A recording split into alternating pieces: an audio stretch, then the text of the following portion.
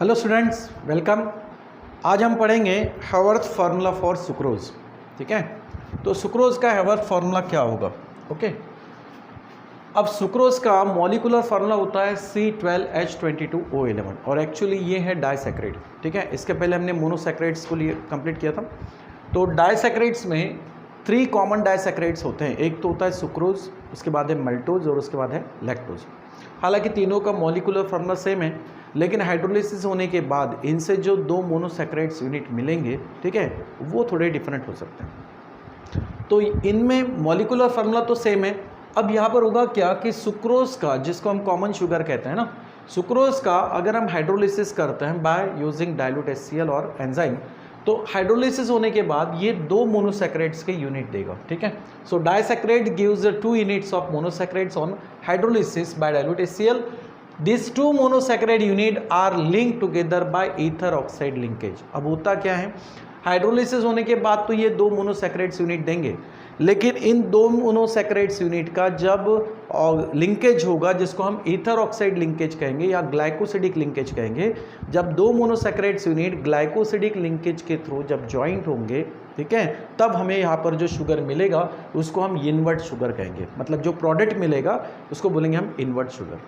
देखो, हाइड्रोलिसिस होता है तो ये 2 मोनोसैकराइड्स यूनिट देगा, और उन 2 मोनोसैकराइड्स यूनिट में जब वाटर मॉलिक्यूल्स रिमूव होता है रिएक्शंस होने के बाद, और ग्लाइकोसिडिक लिंकेज के थ्रू वो 2 मोनोसैकराइड्स यूनिट अब जब एक दूसरे से जुड़ जाते हैं, तो जो प्रोडक्ट हमें मिलता है उसको हम बोलते हैं इनवर्ट शुगर।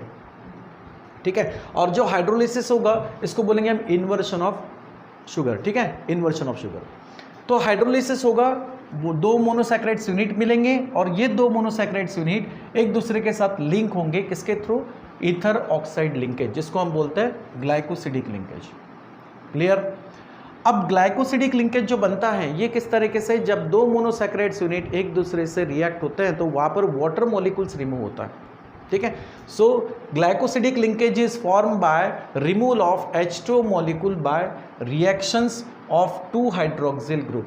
2 हाइड्रोक्सिल ग्रुप में रिएक्शंस होने के बाद वाटर मॉलिक्यूल यहाँ से रिमूव होता है। ठीक है, और इसमें वाटर मॉलिक्यूल्स जिन 2 हाइड्रोक्सिल ग्रुप के वजह से, रिएक्शन की वजह से रिमूव हो रहा है, उसमें खास बात यह है कि 2 मोनोसैकराइड यूनिट में से किसी एक मोनोसैकराइड यूनिट ने अपने एनोमेरिक हाइड्रोक्सिल ग्रुप को यूज करना है।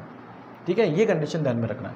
So glycosidic linkage is formed by removal of H2 molecule by reactions of 2 hydroxyl group from 2 monosaccharide unit. 2 monosaccharides unit अपने हाइड्रोक्सिल ग्रुप को यूज करेंगे और वहां पर रिएक्शंस होने के बाद वाटर मॉलिक्यूल रिमूव होगा, इनवर्ट शुगर मिलेगा प्रोडक्ट। तो इसमें खास बात यह है कि at least one of the 2 monosaccharide unit must be use it's anomeric hydroxyl group. जो 2 मोनोसैकराइड्स यूनिट यहाँ पर कंबाइन होने वाले हैं, उनमें से किसी एक मोनोसैकराइड यूनिट ने एनोमेरिक हाइड्रोक्सिल ग्रुप को यूज करना है। किसी एक मतलब एटलीस्ट 1 या फिर दोनों भी हो सकते हैं, लेकिन कम से कम एक मोनोसैकराइड यूनिट का क्या होना चाहिए, उसने अपने एनोमेरिक हाइड्रोक्सिल ग्रुप को यूज करना है ग्लाइकोसिडिक लिंकेज के लिए। ठीक है, कम से कम एक मोनोसैकराइड यूनिट। अच्छा, 3 कॉमन डाइसैकराइड्स कौन से होते हैं? सुक्रोज, मल्टोज और लैक्टोज। इनका जनरल फार्मूला यही है, C12H22O11। तो सबसे पहले हम इसमें बात करते हैं सुक्रोज की। ठीक है, तो देखो सुक्रोज एक्चुअली क्या दे रहा है हमें, हाइड्रोलिसिस होने के बाद में 2 मोनोसैकराइड्स यूनिट दे रहा है।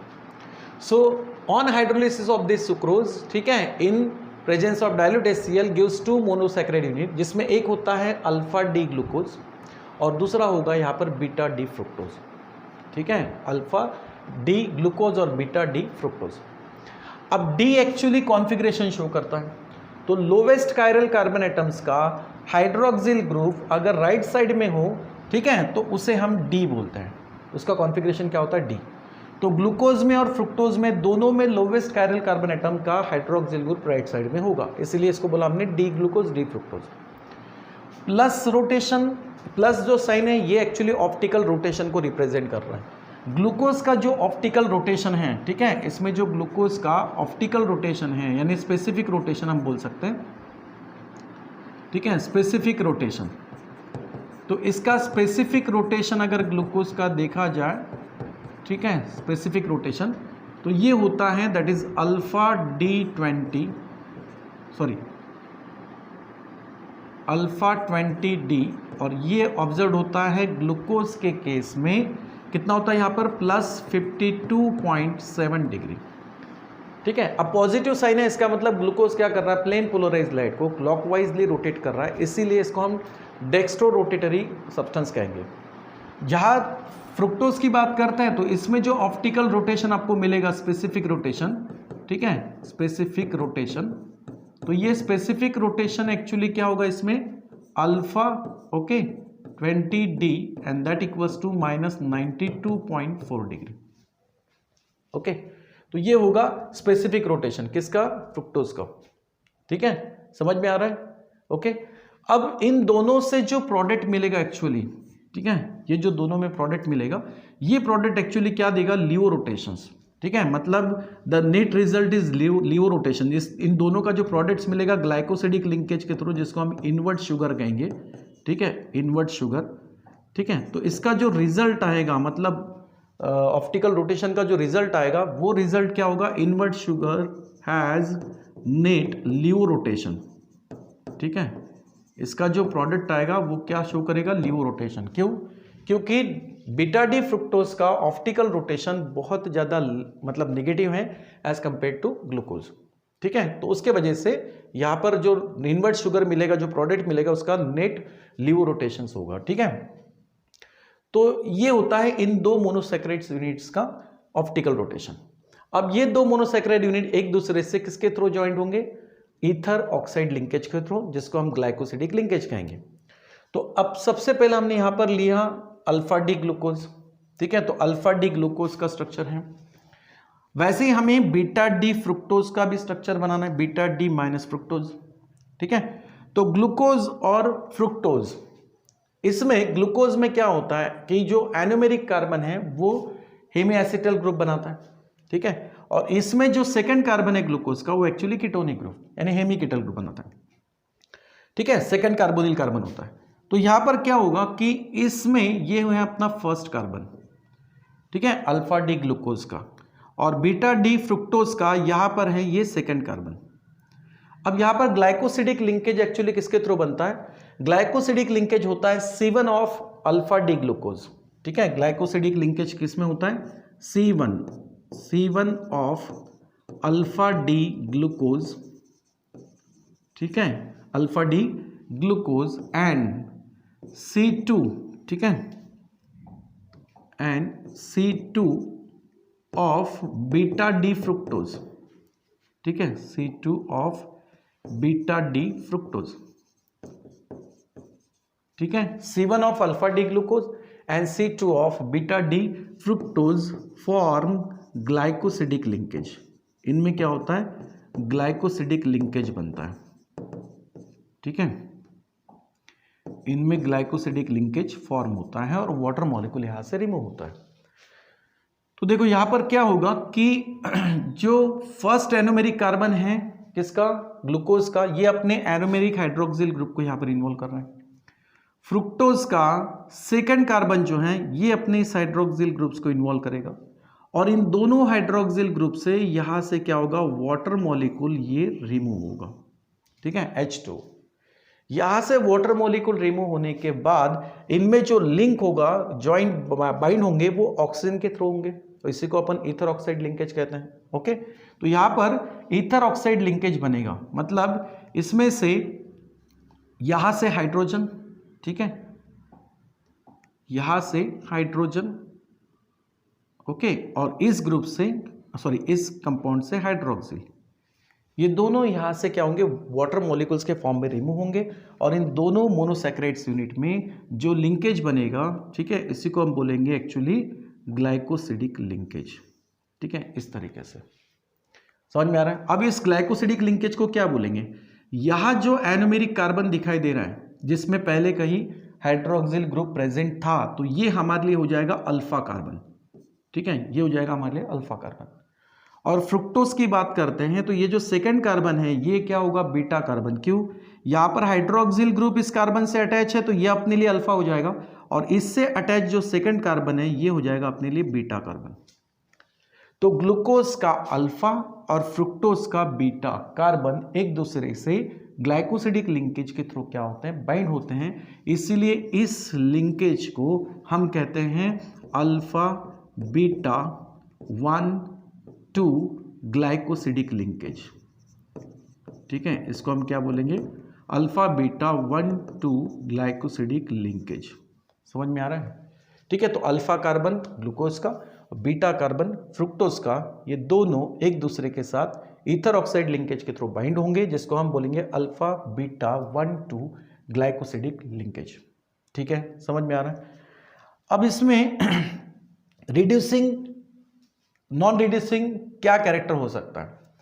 तो देखो, इसमें ऐसा है कि कोई भी शुगर या कार्बोहाइड्रेट्स वो रिड्यूसिंग शुगर है या नहीं है, इसको पहचानेंगे कैसे? तो ध्यान में रखो कि कार्बन जो है, ठीक है, कार्बोहाइड्रेट्स में कार्बन जो है एक तरफ ये होना चाहिए ईथर ऑक्साइड लिंकेज के साथ में, दूसरा होना चाहिए इस कार्बन के साथ में बॉन्डेड हाइड्रोक्सिल ग्रुप, और थर्ड बॉन्ड जो इस कार्बन का होगा वो या तो हाइड्रोजन के साथ हो सकता है या फिर कार्बन की chain, that is the CH2OH।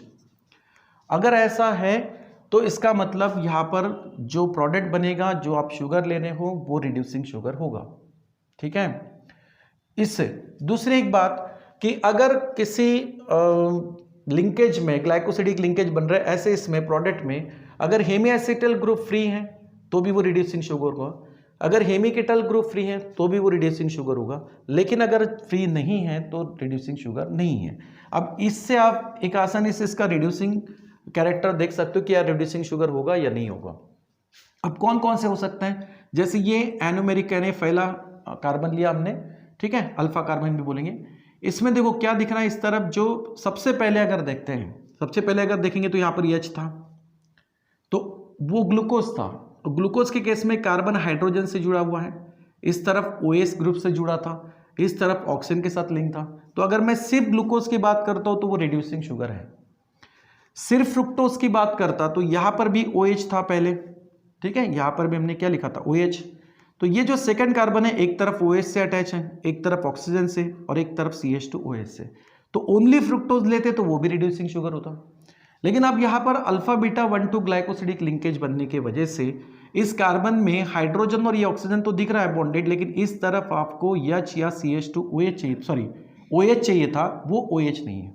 H और O के साथ तो बॉन्डिंग है, लेकिन इस तरफ OH चाहिए था, वो है क्या? अभी नहीं है, क्योंकि ग्लाइकोसिडिक लिंकेज बन गया।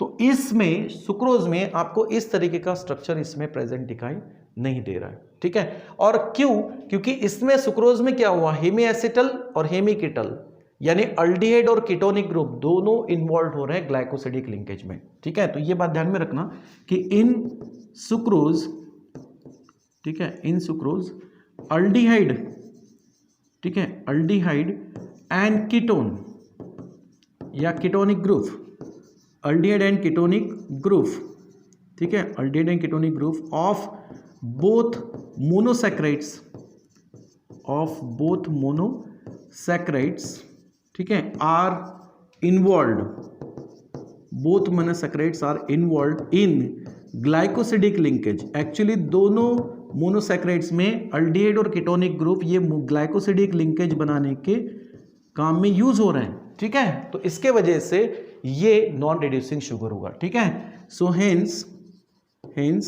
It is non reducing sugar, ठीक है, ये क्या होगा, नॉन रिड्यूसिंग शुगर, ठीक है, नॉन रिड्यूसिंग शुगर होगा। समझ में आ रहा है? क्योंकि इसमें अल्डिहाइड और कीटोनिक दोनों ही इन्वॉल्व हो गए। अब यहाँ पर हेमिएसिटल ग्रुप भी नहीं है और हेमिकेटल ग्रुप भी नहीं है, ठीक है, और ना इस तरीके से स्ट्रक्चर है, तो इस वजह से ये सुक्रोज जो है ये रिड्यूसिंग शुगर नहीं होगा, ठीक है, समझ में आ रहा है। तो इस तरीके से यहाँ पर हैवर्थ फॉर्मूला ऑफ सुक्रोज बन जाता है, ठीक है, किसके थ्रू, ग्लाइकोसिडिक लिंकेज के थ्रू। और वो ग्लाइकोसिडिक लिंकेज किसके बीच बनता है, अल्फा डी ग्लूकोज और बीटा डी फ्रुक्टोज, ठीक है। कुछ इंपॉर्टेंट पॉइंट ध्यान में रखने, जो हाइड्रोलिसिस प्रोसेस हो रहा है उसको हम इन्वर्शन ऑफ शुगर कहते हैं, ठीक है, और जो हाइड्रोलिसिस होने के बाद मोनोसैकेराइड्स यूनिट बन रहे हैं, इनका स्पेसिफिक रोटेशन अगर देखा जाए तो ग्लूकोज का प्लस और फ्रुक्टोज का माइनस होता है। फ्रुक्टोज का लीवर रोटेशन ज्यादा है as compared to dextro rotation of glucose, इसलिए इन दोनों से ग्लाइकोसिडिक लिंकेज के थ्रू जो प्रोडक्ट बनता है उसको बोलेंगे अपन इनवर्ट शुगर। इन दोनों का ग्लाइकोसिडिक लिंकेज होने के बाद ये जो प्रोडक्ट आपको दिखाई दे रहा है, ये प्रोडक्ट मतलब होगा इनवर्ट शुगर। इस इनवर्ट शुगर का रोटेशन, रिजल्टेंट ऑप्टिकल रोटेशन क्या मिलता है? लियो रोटेशन, क्योंकि माइनस नेगेटिव रोटेशन जो है ये ज़्यादा है as compared to positive optical rotation, इसलिए इसका नेट रिजल्ट जो आता है वो लियो रोटेशन आता है। ओके, फिर हमने देखा कि ग्लाइकोसिडिक लिंकेज किस में बनता है? C1 of alpha D glucose and C2 of beta D fructose. ये अपना अल्फा कार्बन यूज कर रहा है, ये अपना बीटा कार्बन यूज कर रहा है, ठीक है। इन दोनों में ग्लाइकोसिडिक लिंकेज बनता है और जो आपको प्रोडक्ट मिल रहा है उस प्रोडक्ट को हम इनवर्ट शुगर के साथ साथ उसको बोल रहे हैं reducing sugar, sorry non reducing sugar. और इसलिए नॉन रिड्यूसिंग शुगर बोल रहे हैं क्योंकि इसमें हेमी कीटल और हेमी एसिटल ये दोनों ग्रुप इन्वॉल्व हो रहे हैं, ठीक है, ग्लाइकोसिडिक लिंकेज में, और जिसके वजह से इस प्रोडक्ट में आपको ये वाला स्ट्रक्चर्स नहीं दिखाई दे रहा है, ठीक है। अगर ऐसा दिखाई दे तो समझना कि वो रिड्यूसिंग शुगर है, अगर नहीं है तो वो नॉन रिड्यूसिंग शुगर। इसमें से कोई अगर एक अपसेंट हो तो, जैसे कि इसमें OH ग्रुप अपसेंट है, इसमें OH ग्रुप अपसेंट है, ठीक है, तो उस वजह से ये जो प्रोडक्ट बनेगा ये क्या होगा? नॉन रिड्यूसिंग शुगर होगा, ठीक है। क्लियर, समझ में आया? तो ये हुआ अपना हैवर्थ फार्मूला ऑफ सुक्रोज, ठीक है बेटा, समझ में आया? चलो, थैंक यू।